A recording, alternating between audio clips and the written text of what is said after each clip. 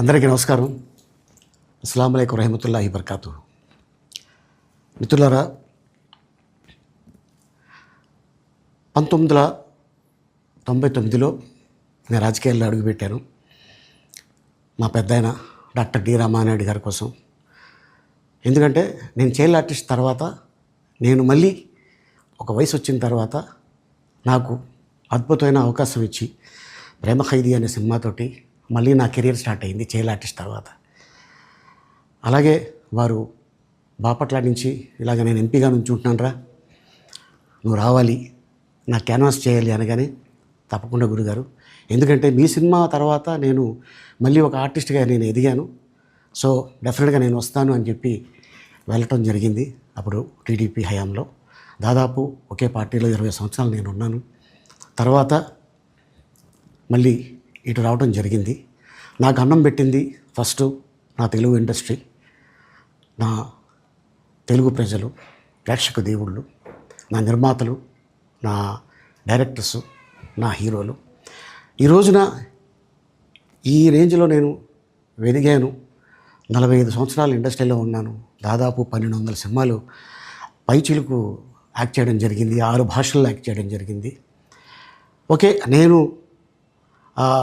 దయాగుణం ఉంది, భగవంతుడు ఇచ్చాడు కాబట్టి నాకు రాజకీయం తోడైతే కొద్దిగా 10 మందికి నేను సహాయపడగలను అనే ఉద్దేశంతో రాజకీయాల్లోకి వచ్చాను తప్ప రాజకీయాలు చేయాలని రాజకీయాల్లోకి రాలేదు.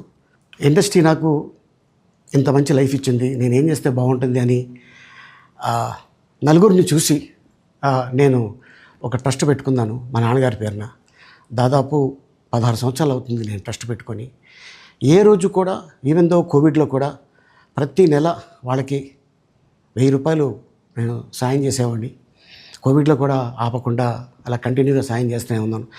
చాలామందిని నా కుటుంబంలో అవ్వచ్చు, బయట వాళ్ళు అవ్వచ్చు, చుట్టాల్లో అవ్వచ్చు, చాలామందికి చదివించాను నేను. అండ్ అలాగే మా తల్లిదండ్రులు నాకు ఇచ్చిన ఒక గుణం అది అందరితో పంచుకోవాలని చెప్పి ఉద్దేశంతో నేను ట్రస్ట్ కూడా పెట్టుకున్నాను. నా ఇన్కంలో దాదాపు 20% నేను ట్రస్ట్కి ఇవ్వటం జరుగుతుంది. గతంలో కూడా చెప్పా, ఫారిన్ కంట్రీస్లో ఏదైనా ఈవెంట్స్ చేస్తే దాంట్లో నుంచి 60% ట్రస్ట్కి వెళ్ళి 40% నేను తీసుకునేవాడిని. సో ఇట్లాగా చాలా సేవలు చేసి ఉన్నాను కాబట్టి ఈ మాట కూడా నేను మీకు చెప్పుకుంటున్నాను.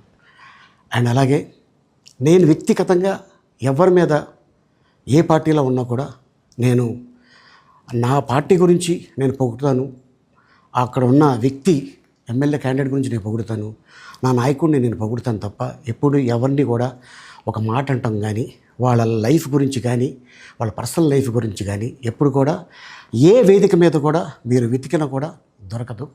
అండ్ అలాగే సో నేను ఈ రోజున మీ ముందుకి రావడానికి కారణం ఏంటంటే, నేను ఏ పార్టీ మనిషిని కాదు, ఏ పార్టీ సపోర్టర్ని కాదు, ఐఎమ్ జస్ట్ కామన్ మ్యాన్గానే ఉండి ఇక నా సినిమాలు, నా షూటింగ్లు నేను చేసుకుందామని చెప్పేసి అనుకుంటున్నాను.